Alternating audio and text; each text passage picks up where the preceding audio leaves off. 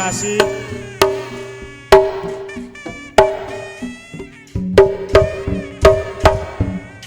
Iya. Asik. Terima kasih Nayaga. Ya, di sore hari ini luar biasa Pak Pejabat Gubernur Banten, Pak Al-Mukhtabar sudah membersamai kita. Betul. Kemudian juga ada Abah Roji, Ketua Padepokan. Wah, Dan juga ini harusnya silat juga ini. para konten kreator juga Para sudah konten ada sekitar kreator. kita dan pelaku seni budaya. Ya, baik. Alhamdulillah. Gimana? Alhamdulillah. Baik, untuk kita memulai nanti sebelum ngobrol-ngobrol santai bersama Pak PJ Gubernur, Betul. kita akan dengarkan dulu ya. Ini Iya. kata-kata sambutan atau penerimaan dari tuan rumah. Abah dari Roji. Abah. Sedikit, silakan. Silakan, Abah. Abah Roji silakan sedikit.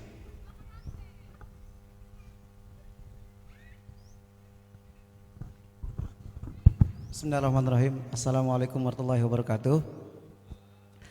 Alhamdulillahirrabbilalamin wa bihi nasta'in wa ala umur dunya waddin. Wassalatu wassalamu ala asrafil anbiya wal mursalin amma ba'du.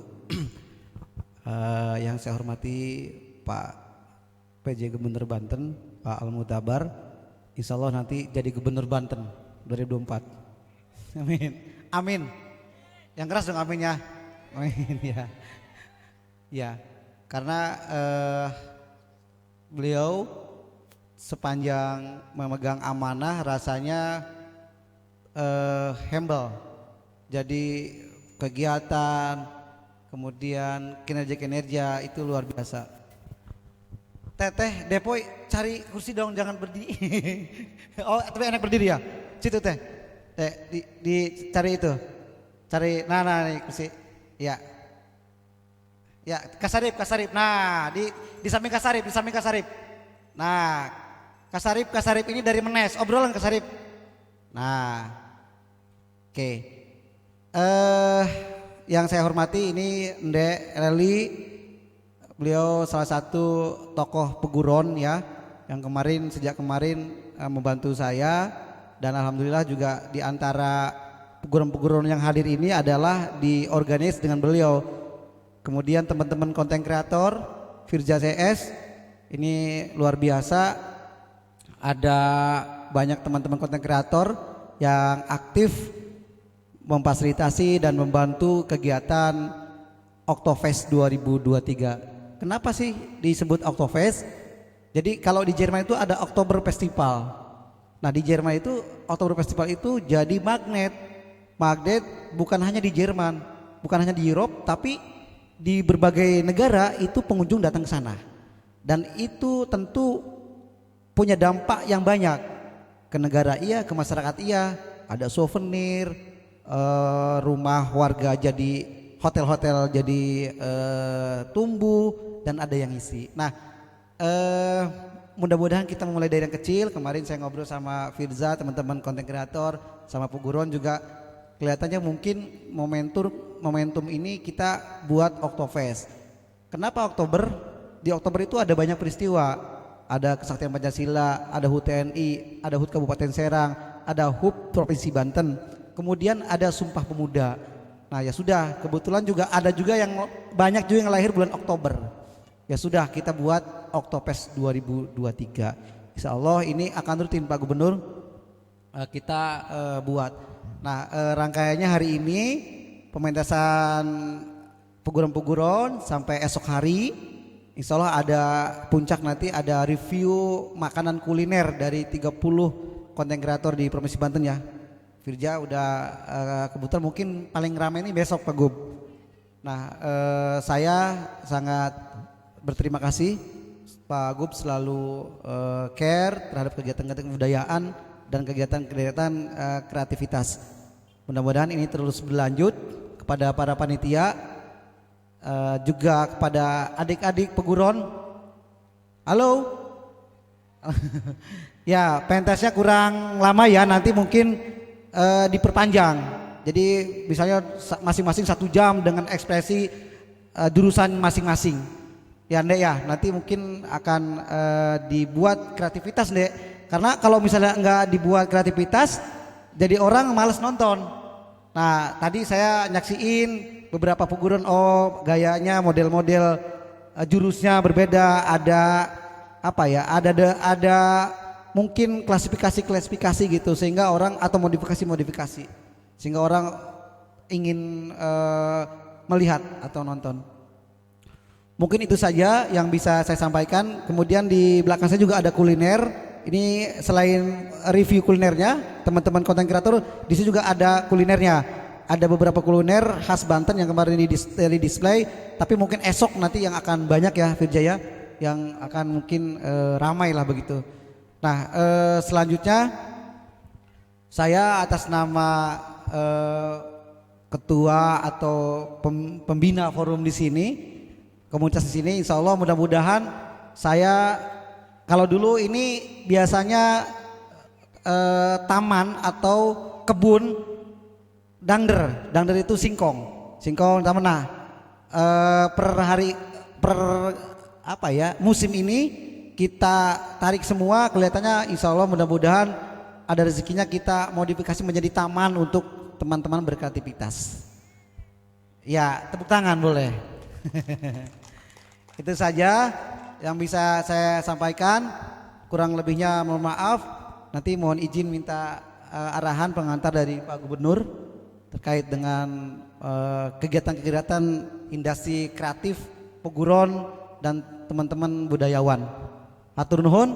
Wassalamualaikum warahmatullahi wabarakatuh. Waalaikumsalam warahmatullahi wabarakatuh. Terima kasih Abah yang sudah memberikan sambutannya, sambutan penerimaan tuan rumah. Waduh. Nah, tadi juga Pak Gubernur sudah mencicipi bakso lava ya Pak Gub, apa bakso beranak?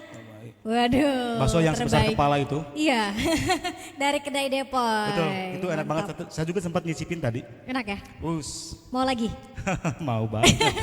Oke, dan selanjutnya mari kita simak dan dengarkan bersama sambutan dan arahan tentunya dari penjabat Gubernur Banten, Bapak Al Muktabar. Mohon berkenan untuk memberikan arahannya. Disilakan Pak.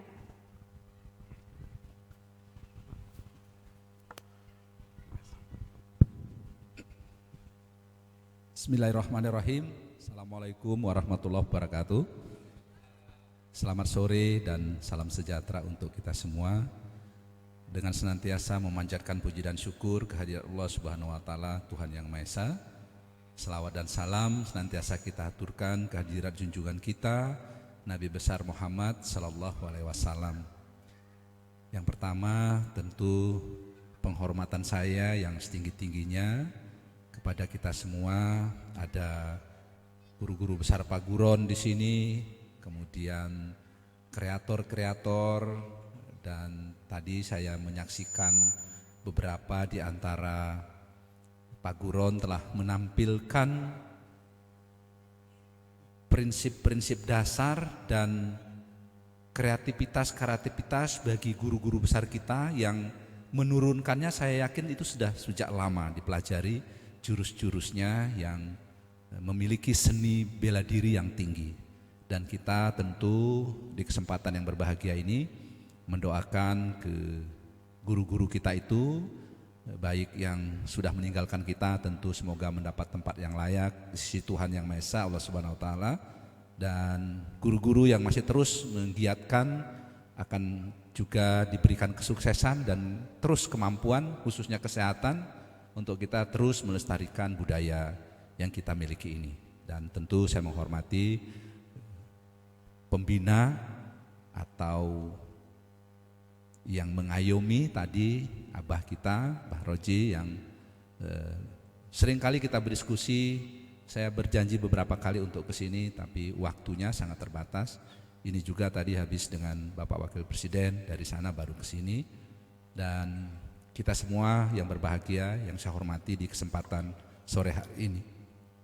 Pertama, apresiasi dan penghargaan yang setinggi-tingginya atas kreativitas yang terus ditumbuhkan. Dan ini sangat positif karena dari pertemuan-pertemuan seperti ini, apalagi itu dikreatorkan lalu disebarluaskan dalam media digital, apa yang kita lakukan hari ini, detik besok, detik saat ini juga itu terakses ke berbagai belahan dunia, tidak saja di Banten. Tadi jurus yang ditampilkan itu dalam hitungan detik itu sudah terakses ke berbagai penjuru. Nah, oleh karenanya tentu kita akan terus menguatkan teknis-teknis dan kualifikasi serta mutu dari apa yang kita lakukan itu. Saya ingin komen satu hal. Beberapa waktu yang lalu kita komunikasi dengan berbagai paguron. Saya terkesan ada guru kita yang umurnya itu 102 tahun. Maknanya apa? Bahwa bela diri yang kita giatkan ini berpengaruh besar kepada struktur kesehatan kita.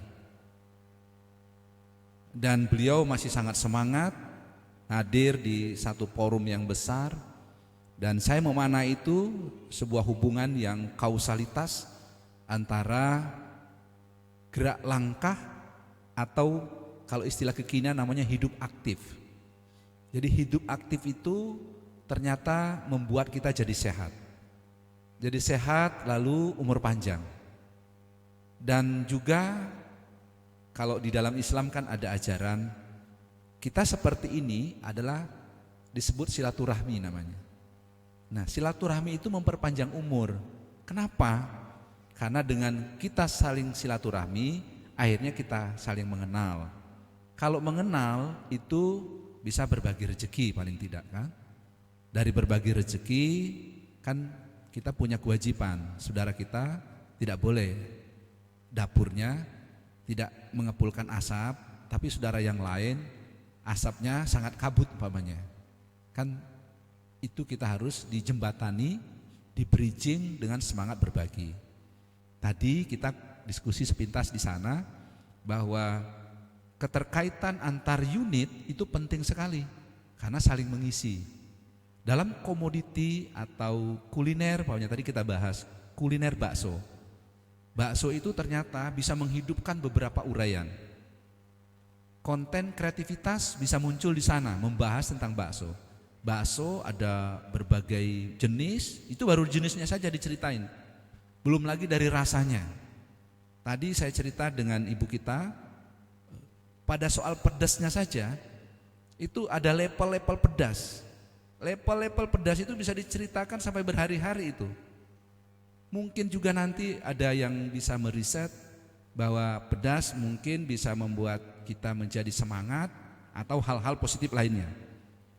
Tapi ingin saya tekankan, yang penting kita, apapun yang kita pikirkan itu, lihatlah dari sudut pandang yang positif.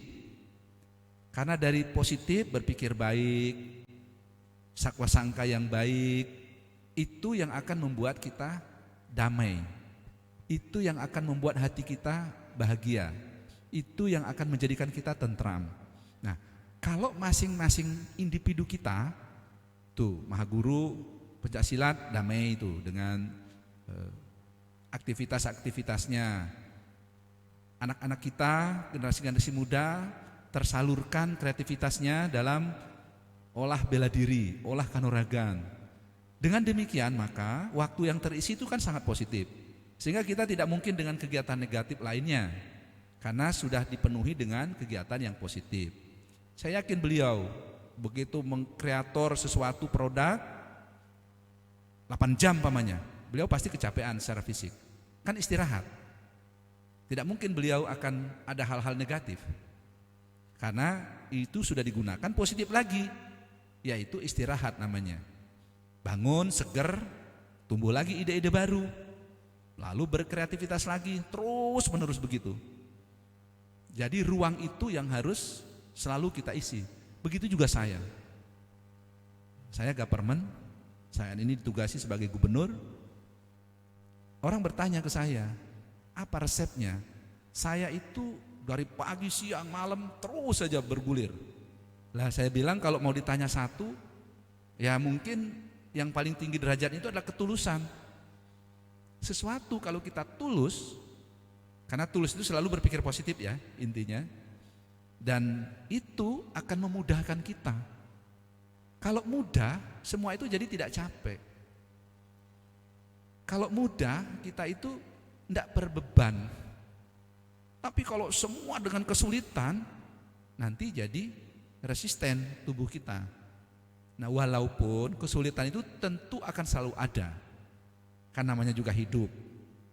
Hidup itu kan proses belajar kita itu dari kesulitan diantaranya. Tapi lihatlah kesulitan itu kuncinya bahwa di setiap kesulitan di situ justru ada peluang. Jadi jangan kesulitan itu dipelihara, tapi kesulitan itu kita tadi dengan semangat kekeluargaan, kita saling bersilaturahmi, lalu saling mengisi, maka semua tidak ada yang sulit sebenarnya. Semua akan jadi mudah. Seperti sekarang, Pak Guron punya tempat untuk beratraksi, lalu nanti meningkat levelnya dari kita atraksi bisa kita posisikan untuk umpamanya ada salary, ada hadiah atau ada hal-hal yang membuat kita menjadi bersemangat gitu ya. Nah, itu bisa saja dari kita untuk kita. Jadi tidak mesti harus dengan dari lain untuk kita, tidak, dari kita saja. Agar kita jadi memiliki semangat competitiveness namanya. Jadi kita berkompetisi. Umpamanya dari kita mengkreasi sendiri, ada sesuatu yang bernilai, lalu sesuatu yang bernilai itu nanti kita bersamakan, ada kompetisi di sana. Dari kompetisi itu maka kita akan saling mendukung gitu. Yang sudah lebih dulu menguasai dan lebih mampu umpamanya dalam bersilat atau dalam bela diri, olah kanuragan. Nah, itu yang kita tokohkan dulu, yang disebut dengan kita beri hadiah, kita apresiasi. Apresiasi itu akan membuat kita akan semakin meningkatkan, saling mendukungnya untuk kita sampai kepada tujuan-tujuan yang kita harapkan itu. Lalu kemudian di kesempatan yang berbahagia ini saya ingin merespon secara lebih spesifik terhadap Pak Guron. Pak Guron ini tadi kita sudah mendoakan leluhur-leluhur kita, karuhun-karuhun kita yang telah mendedikasikan diri untuk segala ilmu keanuragahan kita ini, dan kita olah kanuragan. Dan itu beliau mendedikasikan diri, saya yakin melihat tanpa pamrih dulunya.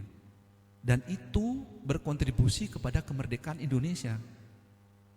Semangat juang itu adanya di karuhun-karuhun kita itu dulu. Nah, sekarang kita itu masih terus berjuang. Berjuang kita apa? Berjuang mengisi pembangunan saat ini.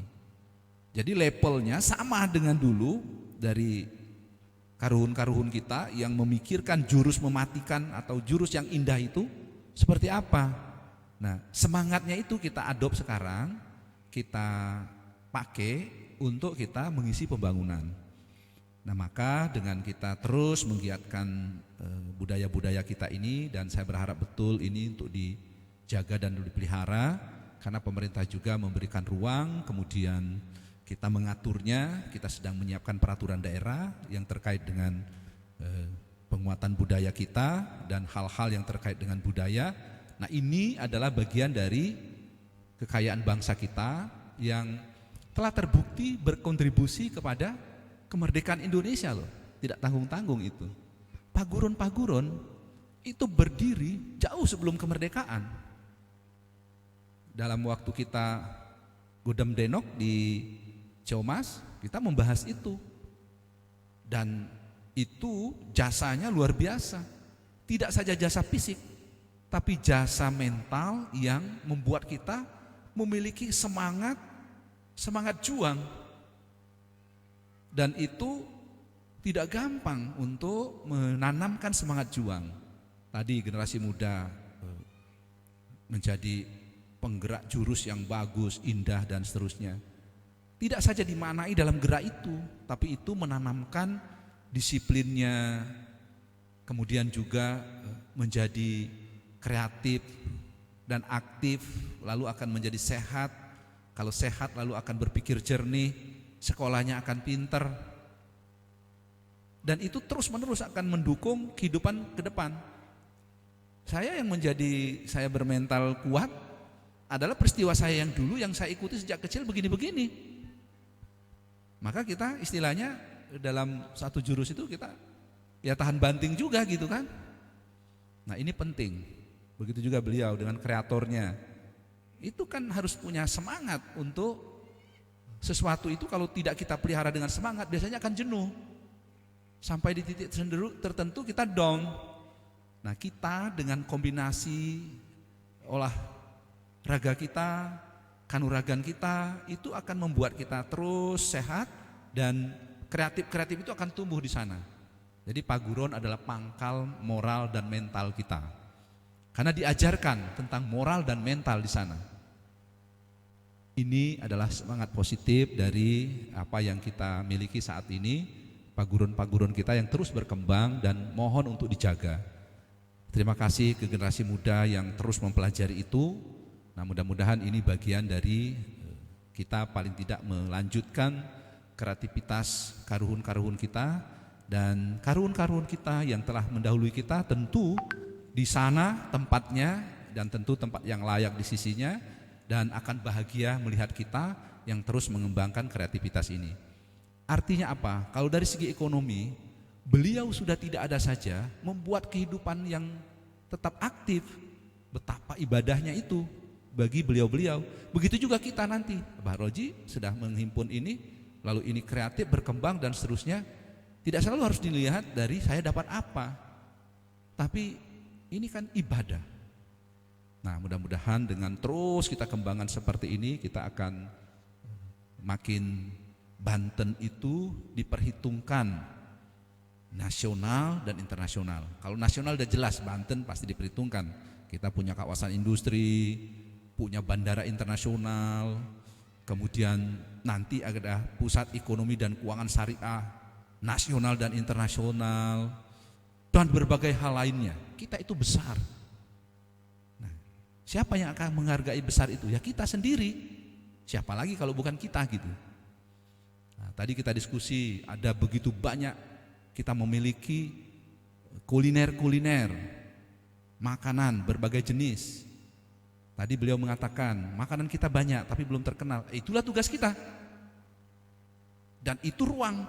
Makanya tadi saya katakan bahwa di dalam kesulitan itu ada peluang. Di dalam hal yang belum terfus dengan baik, nah itu adalah peluang. Nah, maka akan banyak konten-konten yang bisa kita kembangkan di sana. Hadirin sekalian yang berbahagia, saya ingin statement tentang konten. Bahwa kita di saat ini sudah tidak bisa lagi menghindar dari platform digital. Dan digital itu di antara keilmuannya ada yang disebut dengan kita harus memiliki kemampuan untuk bahasa coding namanya. Jadi coding itu penting sekali. Karena saya melihat di sini, mengapa saya bicara begitu? Ada generasi-generasi muda yang sedang mengikuti pembelajaran, mungkin SMP, SMA, atau ada yang sedang kuliah. Mau pelajaran apapun, mau ilmu apapun kita disiplinnya, itu hal yang bebas kita untuk menambahkan pengetahuan dan kemampuan kita, umpamanya di bidang coding. Itu penting. Lalu berikutnya, apalagi yang ingin dipentingkan dunia global ke depan? Kemampuan berbahasa.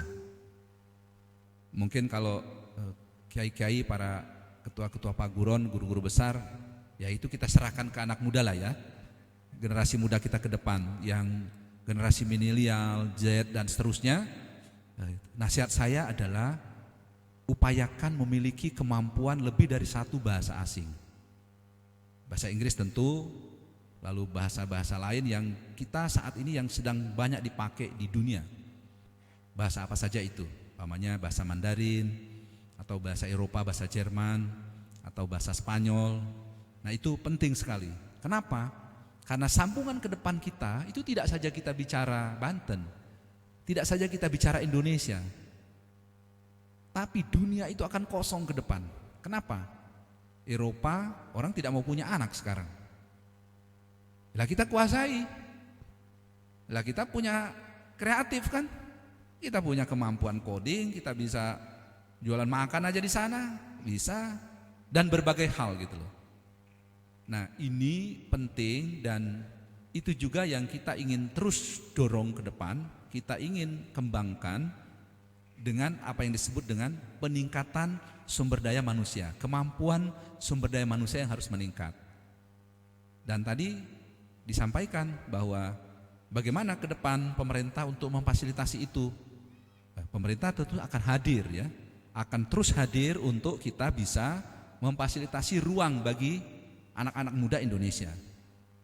Indonesia itu memberi ruang bagi anak-anak Indonesia bisa seluas-luasnya dan sebebas-bebasnya. Beberapa waktu yang lalu saya pernah memfasilitasi antar jemput kepala negara pada waktu KTT ASEAN ya, sempat sepintas-sepintas cerita. Lalu di beberapa kesempatan kita lihat ada negaranya bagus sekali, tingkat kesejahteraannya maju dan seterusnya. Tapi saya ngobrol dengan generasi mudanya, apa keluhan generasi mudanya? Ternyata negara mereka tidak diyakini oleh generasi mudanya bisa menampung, mengimplementasikan pemikiran-pemikiran besar mereka. Kenapa? Negaranya kecil. Lah Indonesia mau berpikir apapun sekeras besarnya pemikiran anak muda, itu tertampung di Indonesia. Mau apa saja. Tapi di negara tertentu, kita tidak sebut negaranya, itu tidak bisa menampung pemikiran-pemikiran kreatif bagi anak mudanya. Nah, sehingga mereka harus bertarung ke berbagai belahan dunia. Nah di kita, di dalam negeri saja cukup memberi ruang yang besar. Nah hal ini saya apresiasi dan penghargaan yang setinggi-tingginya atas segala upaya untuk ini penanaman budaya namanya.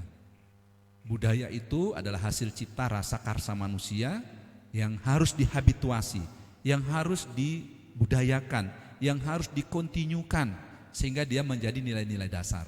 Kalau sudah menjadi nilai dasar maka itu akan menjadi basis positif kita dalam menatap kehidupan. Lalu besok katanya akan ada meja apa tadi? Konferensi meja makan. Nah, tentu ini bagus sekali, kreatif, narasinya juga bagus dan itu mudah-mudahan bisa memang mulai paling tidak ya, dan saya yakin sudah gitu ya, menginspirasi berbagai kita untuk positioning bagi Banten. Terus selamat berkonferensi besok. Mudah-mudahan semua sukses ya, dan kita akan terus bersama untuk membangun Banten ini karena itu tugas dan tanggung jawab kita. Saya pikir itu yang dapat saya sampaikan, dan kita di berbagai kesempatan nanti kita bisa berdiskusi, kita saling bersilaturahmi. Mudah-mudahan segala ikhtiar yang apa kita lakukan ini Allah mudahkan dalam rangka kita pencapaiannya. Terima kasih. Billahi taufik wal hidayah. Assalamualaikum warahmatullahi wabarakatuh. Waalaikumsalam warahmatullahi wabarakatuh. Pak Gub, terima kasih, tetap di tempat boleh Pak? Silakan untuk tetap di tempat, dan saya akan mengundang Bang Dul Rafli juga untuk menemani Pak Gub sebagai moderator hari ini ya. Moderator tembakan. Silakan Pak Gub tetap di tempat. Di sini hadir juga teman-teman konten kreator tadi yang sudah di-spill beberapa kali. Kita akan langsung saja, mumpung ada Pak Gub begitu ya. Silahkan langsung saja kita buka sesi tanya jawab bersama dengan Pak Gub dipandu oleh Bang Tes, Rafli. ya. Mungkin takutnya Pak Gub ke pegelan. Enggak. Oh enggak, oke. Enggak usah pakai kursi. Enggak apa-apa. Berdiri aja. Jadi untuk teman-teman konten kreator yang ingin langsung berkomunikasi, bertanya atau ngungkapin unek-unek boleh. Silahkan. Enggak usah. Iya. Gitu. Silahkan, Bang Firza mungkin mau mengawali. Atau kalau disuruh duduk saya Aduh, di sini aja nih. astagfirullah, bener. Sebentar, Sugeng, boleh pegang ini. Oke. Nanti dimarahin Apangki sama bawa golok deket Pak PJ. Ya, Assalamualaikum warahmatullahi wabarakatuh. Ya, terima kasih Pak Gub atas kesempatan waktunya. Tadi mungkin udah banyak disampaikan dan dijawab sebenarnya melalui arahan Pak Gub. Tapi yang masih menjadi apa ya bahasanya? Keluh kesah kami gitu ya. Unek-unek gitu ya. Iya, unek-unek sebagai content creator itu ya apa ya? Kurang dihargai gitu Pak. Ya. Jadi yang kita lihat, yang kita rasain, kita sebagai content creator itu bukan lagi sebagai hobi Pak, tapi sudah lebih kepada profesi. Ya, jadi gitu profesi. Ya, sebuah profesi. Tapi mungkin dari pemerintah ataupun dari pejabat gitu ya, kita ini belum apa ya, belum ada semacam pengakuan dari pemerintah gitu. Apalagi kebanyakan dari konten kreator itu anak-anak muda gitu yang akan melanjutkan estafeta kepemimpinan di masa depan gitu kan Pak. Ya mungkin arahan dari Bapak bagaimana supaya teman-teman konten kreator ini bisa diakui sebagai profesi yang mungkin dulu 5 atau 10 tahun yang lalu tuh nggak pernah kepikiran gitu Pak, bahwasanya ada profesi sebagai influencer, YouTuber misalkan atau TikTokers kayak gitu ya. Tapi sekarang bahkan anak-anak di sini mungkin banyak yang cita-cita sebagai YouTuber gitu ya. Ada nggak yang mau jadi YouTuber sini? Ada nggak? Ya, ternyata dari YouTube pun bisa menghasilkan Pak gitu. Dari YouTube, dari Instagram juga misalkan melalui konten-konten mungkin dari endorsement ataupun dari promosi-promosi yang masuk ke akun-akun kita gitu. Gimana Pak untuk Betul. arahannya Pak? Terima kasih, silakan. Baik, langsung aja ya satu-satu ya, biar satu-satu biar enak gitu. Mungkin dengan nanti 3 atau 2 lagi ya. Yang pertama begini, bahwa pengakuan itu sebenarnya yang paling dahsyat adalah dari pengakuan diri kita sendiri dulu. Itu yang paling dahsyat. Karena semua itu berangkat dari apa yang memang posisi kita itu dipentingkan bagi banyak orang. Sekarang YouTuber, karena begitu dasarnya informasi yang berkembang, maka itu dibutuhkan. Dan YouTuber dengan YouTubernya sendiri tidak memerlukan keterkenalan, dia terkenal sendiri dan diakui sendiri, lalu punya pangsa sendiri. Bahkan YouTuber dengan akses-akses mereka yang luas dicari-cari. Begitu juga influencer ya. Tapi tadi saya ingin terus menekankan, pangkal dari semua kita akan mendapat pengakuan itu apabila kita selalu berpikir positif. Begitu kita telah menunjukkan hal-hal yang positif, bermanfaat, nah disitulah memulainya istilah kata diakui atau tidak diakui, tapi itu dibutuhkan. Dan disitulah positioning. Nah maka tentu pemerintah sangat memikirkan itu ya. Dan buktinya tidak pernah ada pelarangan. Itu dulu salah satu bukti pemerintah hadir. Umpamanya tidak pernah dilarang untuk jadi YouTuber atau tidak pernah dilarang influencer. Itu pemerintah hadir di sana. Karena apa? Karena banyak sisi-sisi positif dari semua aktivitas itu.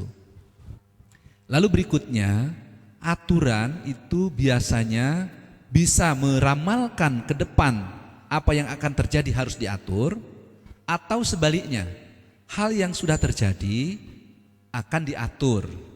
Nah, dengan demikian maka pengaturan-pengaturan oleh pemerintah diantaranya saya ingin sebutkan bahwa pertama tertinggi itu adalah tidak adanya larangan. Tidak ada larangan berarti kan pengakuannya boleh, kan gitu. Dari segi boleh maka di situ ada kompetisi namanya. Apa ujian kompetisi? Ya, seperti akang kita sebagai konten kreator teruji dengan berapa influencernya, berapa yang mengakses, berapa yang follow. Kan dengan sendirinya diakui.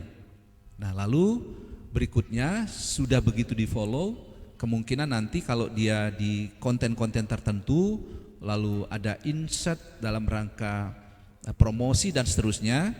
Dan beliau ini saya yakin betul ini lagi dikejar-kejar untuk dimintakan menandatangani honor. Dan udah alamnya seperti itu. Karena dibutuhkan. Jadi saya ulang bahwa pengakuan pemerintah bahwa tidak ada larangan atas semua kreativitas itu. Dan kita memiliki wadah yang disebut dengan ekonomi kreatif ya. Ekonomi kreatif itu ya seperti saat ini berkembang bidang berbagai hal yang berbasis kreativitas yang tadi diceritakan. Nah, pada tahapan ini tingkatannya itu. Tetapi tentu ke depan ini akan diatur ya. Pemikiran saya sendiri secara individu bahwa digitalisasi di satu sisi kalau kita tidak manai secara positif maka bisa juga menjadi masalah kan. Maka pangkalnya kita harus bawa betul ini secara positif. Lalu kemudian kalau ini terus berkembang maka dia akan menjadi ekosistem digital. Nah, ekosistem digital ini kalau kita kembali lagi berpikir secara positif, maka akan memberi kemudahan-kemudahan. Kalau terjadi kemudahan-kemudahan berarti ada efisiensi di sana. Kalau terjadi efisiensi berarti nilai tambah untungnya itu besar. Nah, maka di tingkat itu nanti akan tumbuh, baik itu melalui kesadaran bersama dengan mekanisme pasar.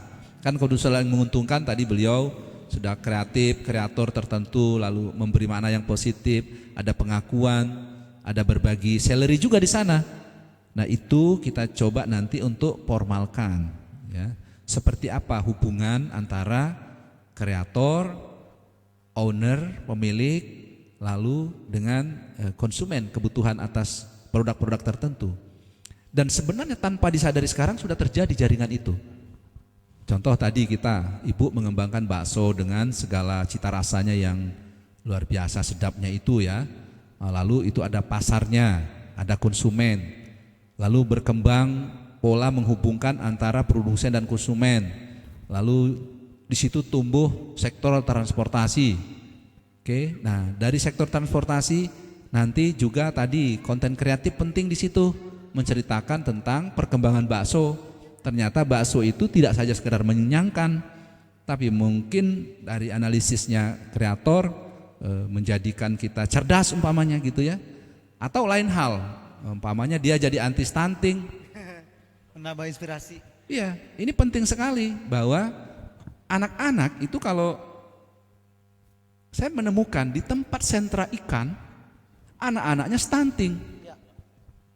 Karena ternyata kreativitas orang tua untuk merubah ikan dari tampilannya, tapi cita rasanya tetap ikan. Anak kalau selalu disuguhi dengan ikan, ya seperti kita juga. Jadi kita tidak tertarik lagi. Nah, maka ikan itu harus dikreatifin. Umpamanya jadi bakso ikan. Atau dari model tampilan masaknya jadi bulat-bulat maunya gitu kan, anak lalu jadi senang. Nah, itu adalah kreativitas. Dan itu kan bisa ditutorial. Lalu juga bisa dijadikan sebuah tatanan edukasi, tatanan pendidikan. Nah, beliau ini akan menjadi pemateri nanti. Pemateri di berbagai hal, pamannya. Mbak kita yang cantik jadi pemateri. Begitu jadi pemateri terkenal, itu sudah nggak bisa dibayangkan lagi. Honornya.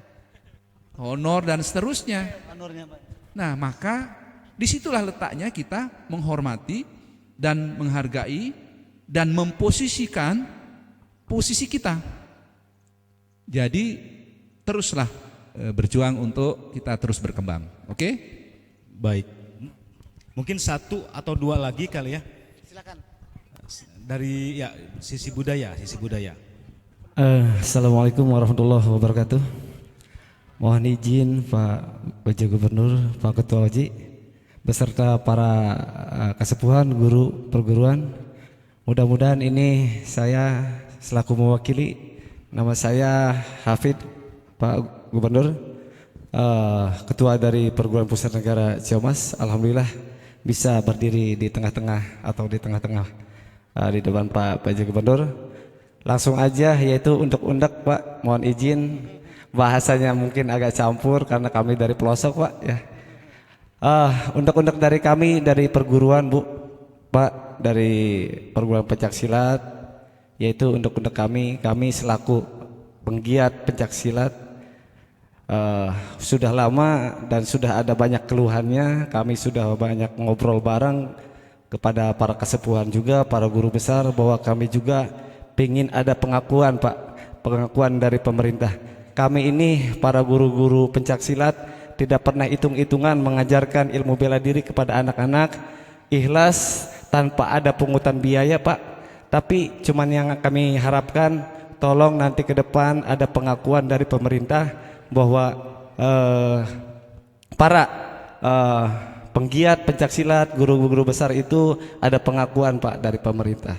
Dan kami juga para guru besar tadi yang sudah dijabarkan kepada anak-anak, kami tidak menghitung waktu Pak. Waktunya belajar, walaupun tidak apa-apa di rumah, ya waktunya belajar saya harus turun.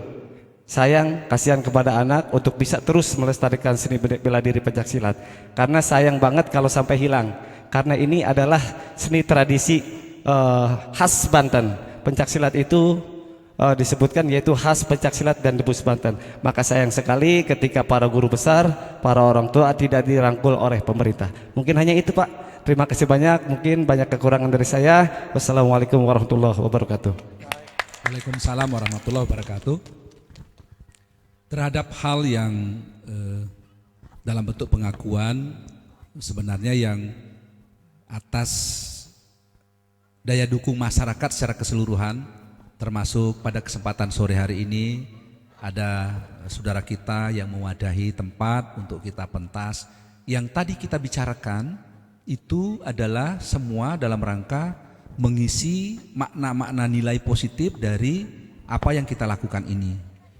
Dan tentu pemerintah dengan berbagai keterbatasannya ya, tetapi sarana prasarana dan kolaborasi dengan berbagai stakeholders, penggiat seperti ini terus kita giatkan. Secara tempat kita sebenarnya memiliki padepokan pencaksilat ya, yang di Ciamas. Nah itu beberapa kali saya sampaikan ke unit teknis pengelola dinas untuk menjadi wadah paling tidak itu ya, bagian dari pengakuan pemerintah atas adanya seni bela diri di Provinsi Banten. Nah nanti tolonglah itu bagaimana kita mengoptimalkan keberadaan dari padepokan pencaksilat kita itu sebagai wadah. Lalu berikutnya kita memang dalam kerangka pengembangan seni budaya ini hal-hal yang kalau saya lihat di berbagai tempat ini bagian dari aktualisasi diri. Jadi bagian dari kita menyumbangkan segala segenap daya yang kita punyai dengan semangat ikhlas dan tulus tadi. Dan tadi juga sudah disampaikan dengan tanpa pamrih bahwa ini terus dari semangat kita untuk melestarikan budaya pencaksilat, maka kita terus berkontribusi mentransformasi pengetahuan dan yang telah kita dahulu punyai berjenjang, maka menurunkan dalam kapasitas ya sebagai guru besar ke guru biasa dan seterusnya ya kepada anak-anak muda kita. Nah nanti kita coba akan kreativitaskan bagaimana mungkin yang disebut dengan pengakuan itu. Paling tidak kita harus terus mendorong untuk adanya event-event seperti ini atau event-event yang lebih besar lagi. Dan tadi sudah saya contohkan, kalau beliau nanti mengkreatori sebuah peran pencaksilat atau sebuah gerakan yang tadi sudah saya inspirasi, ini ternyata membuat tubuh kita, raga kita kuat, sehat, bugar dan kuat. Nah, lalu itu kita masyarakatkan, maka akan terjadi kebutuhan massal terhadap langkah-langkah atau jurus-jurus atau kegiatan dari pencaksilat kita ini. Nah, kalau itu telah massal, maka akan ada nilai ekonomi di sana. Biasanya di berbagai negara, bagaimana bela diri itu begitu berkembang, kayak umpamanya kita sebut aja satu konten olahraga ya, sumo umpamanya ya. Sumo itu sekali dia menang itu bisa menghidupi sepanjang hayatnya. Kenapa? Karena ada nilai yang luar biasa di sana. Nah, kita ingin mendorong itu secara profesional. Sekarang sebenarnya dalam ikatan pencaksilat kan ada bela diri pencaksilat yang itu dimomenkan, dieventkan, dan juara-juara silat itu luar biasa. Hadiah-hadiah yang diterima. Itu salah satu cara kita untuk membuat profesionalisme di agenda kerja pencaksilat ini. Dan tentu yang tadi berbasis kesehatan ya, kita bisa pemerintah melakukan hal-hal yang berbagi dalam rangka itu. Nah, saya sedang memikirkan kalau hal-hal yang terkait dengan berkonsekuensi pada event-event itu kepada pembiayaan tertentu mungkin bisa kita lakukan ya di konten kepariwisataan pamannya. Lalu saya ingin juga menghubungkan nanti dengan asosiasi hotel di setiap kali pembukaan dari satu event di hotel, pertunjukannya dari kita, dan itu nanti ini juga mungkin Abah Oji yang akan coba menginventarisir itu, dan di situ seperti di beberapa daerah wisata lainnya di Bali, itu kan tumbuh kembang. Itulah makanya disebut dengan industri kreatif. Nah, hal ini pemerintah bisa menyambungkan ke lembaga-lembaga atau event-event yang dia akan memiliki nilai tambah ekonomi. Nah, sebenarnya itulah pentingnya kita bersatu, pentingnya kita dalam satu ikatan, pawanya paguron atau apapun lah gitu ya, asosiasi atau apapun sebutannya. Nah, kita itu kalau kompak ini jadi semua mudah. Nah, kita ingin kompak sehingga kita bisa mudah mengkomunikasikannya. Nah, salah satu tahapan-tahapan yang akan kita tempuh ke depan seperti tadi ya. Dan pada dasarnya itu sudah berjalan. Tinggal kita optimalkan. Nanti kita data, mungkin saya pernah diskusi beberapa waktu yang lalu ya dengan Pak Guron di Pandeglang. Memang kita itu bila kita menghobikan sesuatu, sering kita mencurahkan segala aktivitas kita ke sana gitu, karena kita hobi. Kita hobi pencak silat, kita tidak hitung-hitungan. Dan kita tidak ada merasa bahwa ini merugikan dan seterusnya, karena ini saya suka gitu. Nah, yang begini ini harus ada yang menyalurkannya. Nah, itulah tadi pemerintah. Maka waktu itu dimintakan bagaimana agar ini tersambung kepada event-event yang dilakukan oleh daerah. Di samping membuat event sendiri seperti ini gitu ya, tapi juga bisa disambungkan dengan asosiasi hotel pamannya. Nah, di dalam setiap kali ada orang yang akan melakukan kegiatan di hotel, kalau memerlukan seremoni pembukaan, maka ada tampilan silat. Nah, itu juga yang akan nanti kita coba mungkin bisa dituangkan di dalam peraturan daerah kita untuk kita bisa memposisikan budaya-budaya yang kita punyai ini. Nah, langkah kita sudah cukup jauh sebenarnya untuk melakukan perlindungan dan pemerintah hadir. Saya pikir itu yang bisa saya sampaikan. Baik, terima kasih. Dan sedikit menyempurnakan saja perwakilan konten kreator. Mungkin Pak tadi pengakuan sudah, tinggal pemanfaatan Pak. Kami siap kok kalau dibutuhkan untuk membantu program-program pemerintah. Iya, dari stunting kita bisa, sampai pajak kita bisa, sampai segala hal gitu, sesuai dengan program pemerintah dengan cara kita gitu, yang memang langsung bergaul dengan masyarakat banyak gitu Pak. Oke, saya ingin merespon itu. Contoh saja ini ya, saat ini yang namanya khususnya yang berbasis ibu-ibu ya, saya contoh saja, pamannya PKK, lalu PKK itu berjenjang sampai ke rumah tangga, kemudian di sana ada ibu-ibu penggiat, dan dengan perannya yang besar bisa untuk memberikan penyuluhan kesehatan, bisa untuk menurunkan angka stunting, bisa menimbang bayi dan seterusnya. Jadi itu saya menggagas agar diformalkan dan diberi honor umpamanya gitu. Nah, kita sekarang ini sedang mempelajari segmen kita ini mau apa yang mendarat ke seperti tadi. Kalau kita umpamanya tadi ya yang paling sudah berhadapan dan sudah connect itu terhadap hiburan umpamanya. Lalu ada event, kemudian ada event kita mintakan agar pertunjukan pencak silatnya diberi ruang kepada masyarakat setempat. Itu kan keberpihakan namanya. Nah, ini juga sangat mungkin kita lakukan.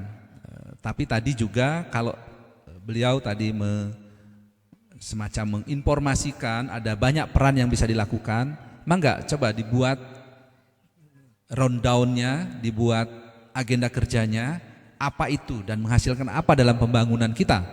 Nah, maka kita bisa menggiatkan itu dan kita bisa formalkan di kegiatan RK waktu kita menyusun rencana kerja pembangunan daerah.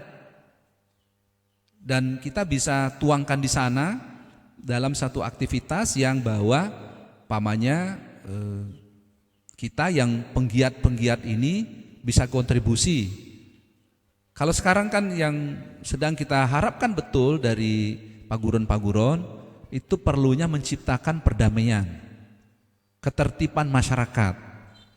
Nah, kalau masyarakat tertib kan semua bisa jalan. Akhirnya umpamanya tidak terjadi demo. Jadi pemerintahan stabil, semua bisa bergerak.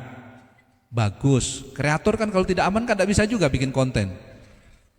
Coba konten di dalam keadaan perang, nggak bisa kita. Iya, konten perang kan deg-degan juga gitu. Iya.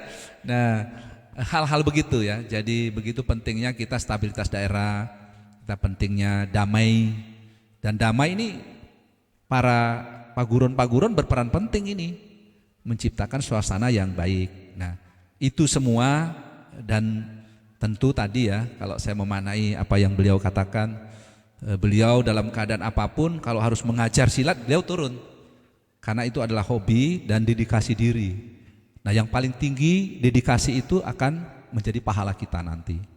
Dan itu tadi kita mendoakan kasepuhan-kasepuhan kita yang telah mewariskan berbagai nilai budaya ini, dan itu tentu ibadah. Dan kita semua, saya juga ditugaskan sebagai gubernur, saya memaknai ini sebagai ladang ibadah saya.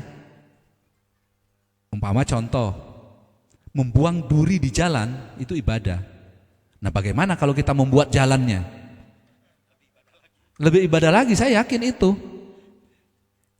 Kita bikin jalan beton, kita bikin jalan desa umpamanya, jalan kabupaten, jalan nasional. Lawung membuang duri aja pahala, apalagi kalau buat jalannya. Nah, semua kita posisikan sebagai ladang ibadah. Saya pikir itu, mudah-mudahan kita bermakna semua. Mohon maaf Amin. kalau ada hal-hal yang kurang. Assalamualaikum warahmatullahi wabarakatuh. Waalaikumsalam warahmatullahi wabarakatuh. Terima kasih. Tepuk tangan dulu. Terima kasih Pak PJ. Ya. Oh, foto bersama dulu.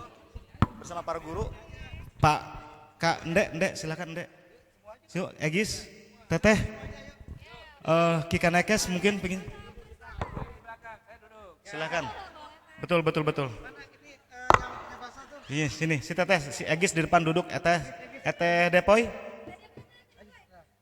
Itu deket PLI. Di situ boleh. Nah, di sini. Silakan. Yang lain di belakang di belakang. Ayo. Sebentar.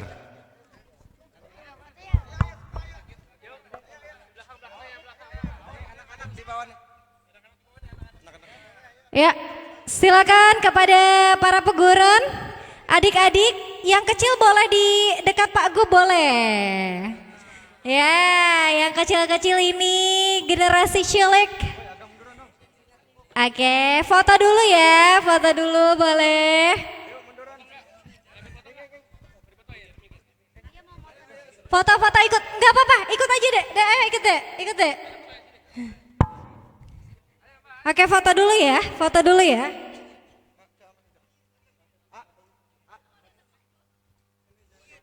Ayo adek, Teteh mau ikut, ayo cepet. Naik aja ke atas. Ya, naik aja.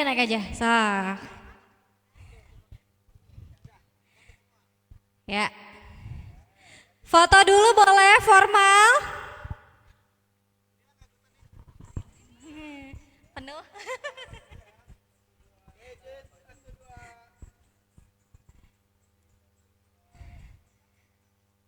Oke, gaya lebih bebas boleh. Jurus boleh. Mantap.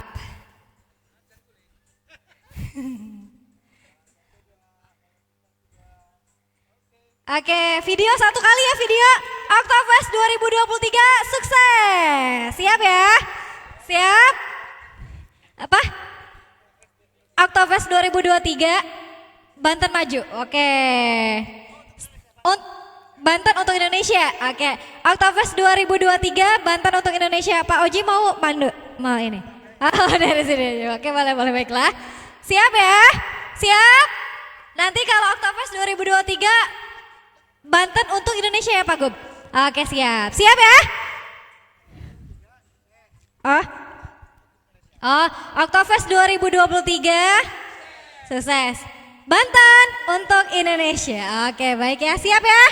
Siap? 1, 2, 3. Oktoberfest 2023. Banten.